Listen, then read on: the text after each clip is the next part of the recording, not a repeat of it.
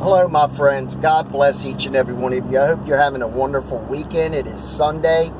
It is so beautiful here. I am so thankful that the Lord has blessed us with a beautiful Sunday. Skies are blue. It's about 60 degrees, and I'm loving every bit of it. Absolutely every bit of it. I want to talk about something we've all heard at some point in time throughout our lives, and that is there's no atheists in foxholes. I've heard that ever since I was a child, and you know something? That is true. That is absolutely true. You have all these people that don't want to believe in God, that, you know, they want to debate you, they want to argue with you. YouTube has got all kinds of atheist channels that seem to be rather popular, might I add, with pretty decent amount of subscribers, which is actually pretty sad, if you want to know the truth, that you got good Christian channels, good Christian content, and that barely can get 1,000 subscriptions. And these guys got 10, 15, 20, 25,000, some even more than that. These atheist channels that they love to debate. They love to fight, well, not fist fight, but fight you, argue with you. They want to debate you. And I came upon something like that here recently. And I thought I'd tell you the story because I just think it's something that we all are going to encounter at some point in some time. We all run into non-believers in our lives. That's just part of being a Christian. You know, you get mocked, you get laughed at times, and you know, you run into these men and women that want to argue with you. They want to argue they want you to prove God's existence. And for me, that's easy. I just say, take a look around. Open your door, look outside. Do you think all of this just magically appeared from an explosion, from a big bang? I mean, look at yourself. Do you think you evolved from a monkey or an ape? Do you think that's where you evolved from?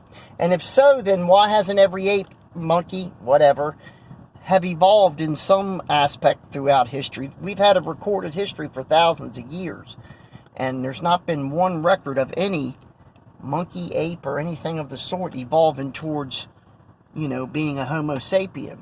So, anyways, you always run into these people, and I always tell them there's no atheists in foxholes, you know, and they stammer and stutter because it's true. I've talked to, believe it or not, I come from a family that's had some military background. I couldn't tell you how many books and documentaries and stuff that I've studied on the world wars, Vietnam, Korea, everything. My father fought in Korea, and it's true. It's absolutely true. When you think your life is in danger, and in that type of situation on the battlefield, you know, your life could end like that. That bullet whizzing could have your number on it, or that shell that's coming down could have your number on it. And you know, a lot of these men that are in these foxholes, that before they get to that situation, they're braggadocious. They don't believe in God. You know, that's a bunch of phony baloney. But yet, when them bullets start flying and them mortar shells start arching in down on top of them, and it starts getting closer and closer and closer, they find God real quick. And I've always, you know, thought that, you know, that pretty well much kiboshes any argument that they have that there is no God, because, you know, if there is no God, then why would you pray to God that first and foremost you don't believe in? Why would you pray and ask, you know, that a God that's fake in your eyes save you, deliver you from this situation that you're in? So, you know, that usually, you know, they usually try to brush that off as nonsense, this or that.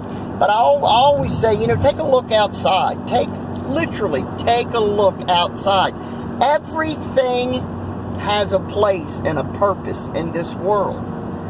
The plants, the trees. Without them, me and you would not be able to exist to a point, because they put out oxygen. They take our you know, the word just went right out of my head. I hate when that happens. They take our carbon dioxide that we exhale And for them, that's life. And they, in return, give us oxygen. Now, do you think that that just magically appeared out of a boom, a big bang, or any of these other multiple theories he's got? I've done several videos on this. But it always seems I run into these guys and gals. It always seems I run into them and I end up sitting there debating them over and over and over. And, you know, it's always the same thing. I want proof. I want concrete evidence that God exists. I want concrete evidence that Jesus was God's son and he walked this earth and was crucified and he rose from the dead on the third day. Yada, yada, yada. You know the rest. They just keep going and going and going. And that's what they want, you know. And I just find it so stale and so old, because how do you know if you don't ever give something a chance and you automatically dismiss it as just nonsense? You know, to me, you've already lost the argument, because you have no desire. You want somebody to hand you the existence of God and Jesus on a silver platter. You don't want to seek God. You don't want to try to find out if God is real. You just want everything in that aspect handed to you on a silver platter. I usually tell them this. They always want this, as I said, they want this, you know, proof. Gotta have his proof, man. And I tell them, I said, I tell you what, you'll get your proof. And I'll tell you how to get it. And you know they won't do it, but I tell them anyways. And this is what I always tell them. I say, listen, go somewhere quiet, you know, where you can concentrate, you know, not somewhere the TV's blasting. Somewhere you can concentrate. You really want to know God's real. You really, you know, this is something you have to know. Well, you're going to find out. Go to a quiet place. Pray. You don't have to say these specific words like some of these, you know, religions. You have to say certain things. No. Prayer is talk. You're talking to God. It's like me talking to you right now. It's talk. You're talking to God. And you ask God. You say, Lord, I tell you what. I haven't believed in you for all of these years. I fought against it. I haven't believed in you. But I need to know. I want you to reveal yourself to me, Lord. And don't do it in a, you know, a jerky kind of way, you know, like you're being a jerk or you're making fun or something, because it's not going to work. If you're sincere and you truly want the Lord to reveal himself, I guarantee you, in a period of time, the Lord will, without any doubt, reveal himself to you, and you will know that very second that your prayer was answered and God did reveal himself, and he is real. But they won't do it. I can't tell you how many since I've thought about that years ago, how many I've discussed, even pre-internet. You know, some of my friends that were like in high school and stuff that didn't have any belief in God. You know, I would tell them, you know, you really want your proof, don't you? Well, I'm going to tell you how to get it. Just wouldn't do it. So you can't sit there and argue and yell and rant and rave about, oh, I gotta have proof. I'm not going to believe if I don't have proof. And if you don't do, you know, the thing to get the proof, if you don't want to take the time out to seek the Lord and to ask this, then you have no argument. You have no reason to argue with a Christian, with a believer ever again, because your answer is there. It's waiting for you right now. But a lot of these people are very cynical. You know, they think that, you know, that God's going to appear like I Dream a Genie, just poof, right out of thin air.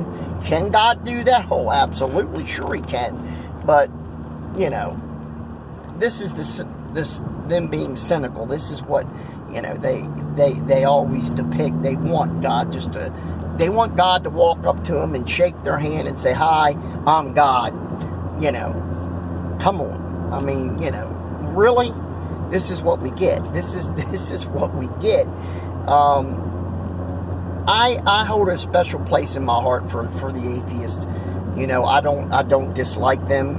I like them because most of them are very intelligent people, but they're lost. And you see, that's the thing. They're lost, and you know, they're very smart, but when it comes to this, they just don't want to open not just their mind.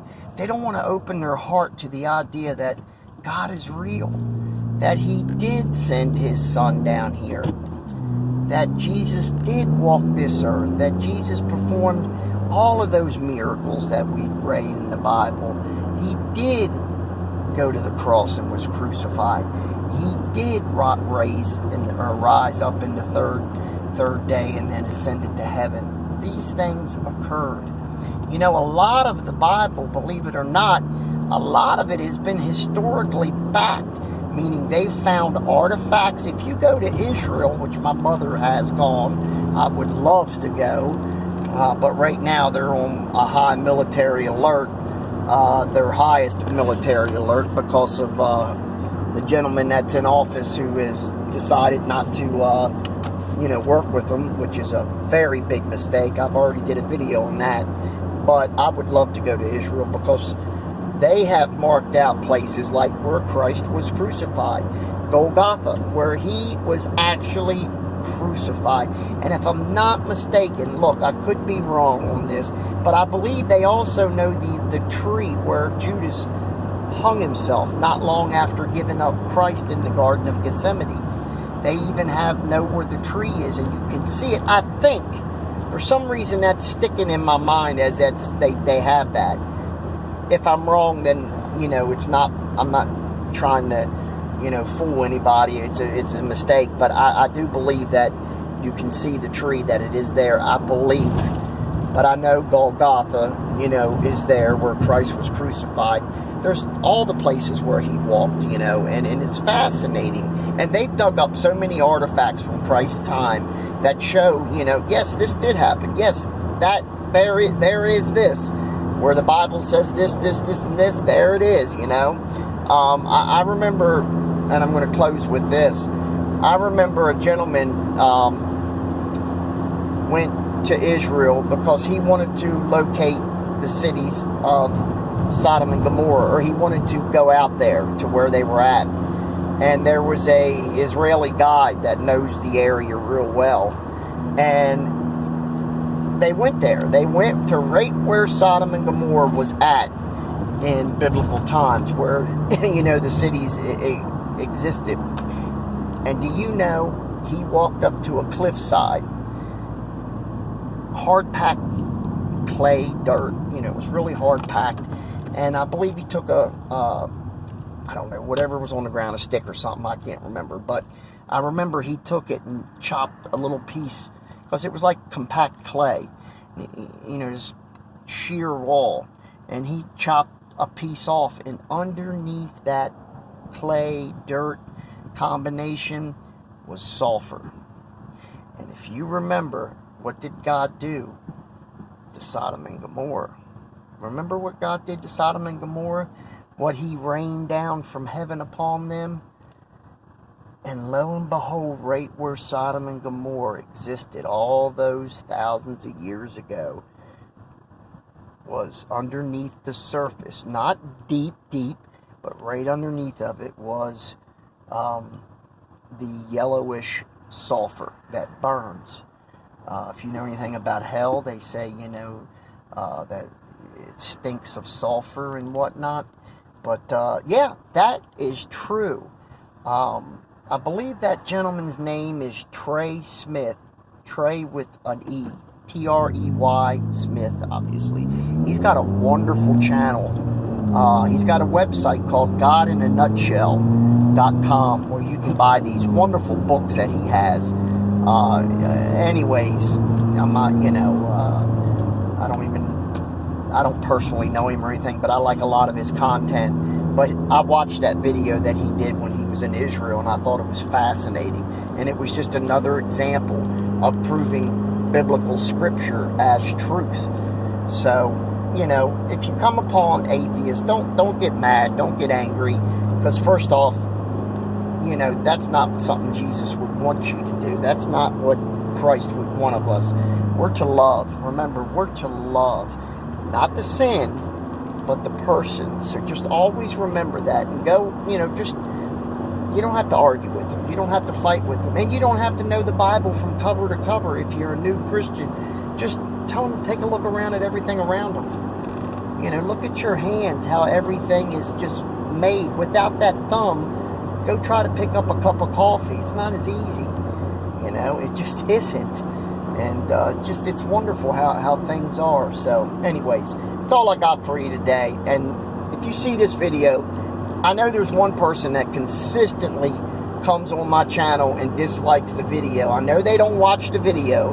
They just click on to the video, dislike it, and leave. To that person, I'm going to pray for you. And if you want to know God's real, I've given you the answer right here in this video. I don't know who you are. You do it to every one of my videos. You're the only one that dislikes my video. So I don't know if you're a female or a male. Doesn't matter. I love you. God bless you. Have a wonderful day. And you have your answer right there. Take care, everybody. I'll see you one day this week. Bye-bye.